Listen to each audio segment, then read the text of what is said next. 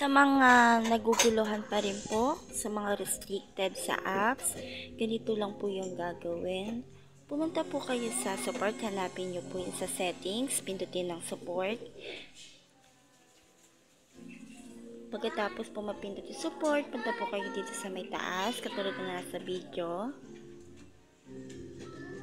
At ito po yung proof na na-restrict po yung account ko sa World App.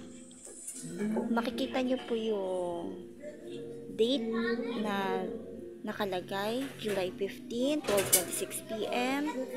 Nag-chat po ako at hindi po agad sila nagre-reply. Nag-reply sila July 16, 9:30 AM. May pagpipilian doon at ang pinili ko ay no, I have a different issue.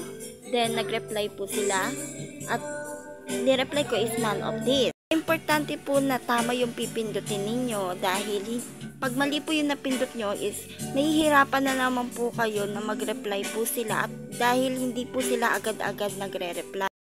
At kapag nag-reply na sila, mag-send po kayo ng account na katunayan na restricted po kayo. Makikita nyo nag-send po ako ng picture na restricted account po yan.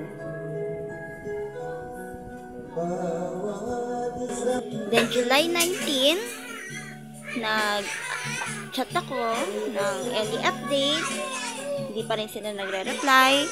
July 19, hanggang sa kinulit ko sila. Then July 20 po, ayan, nag-reply na po sila na okay na po yung account ko, hindi na po siya restricted. Uulitin ko po, matagal po silang mag-reply kapag mali po yung pinipindot ninyo.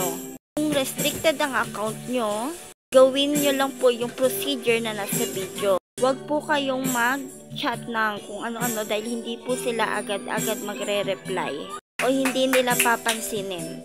Ito po yung proof na nag-payout ako, nag-withdraw sa World App. Yun lang.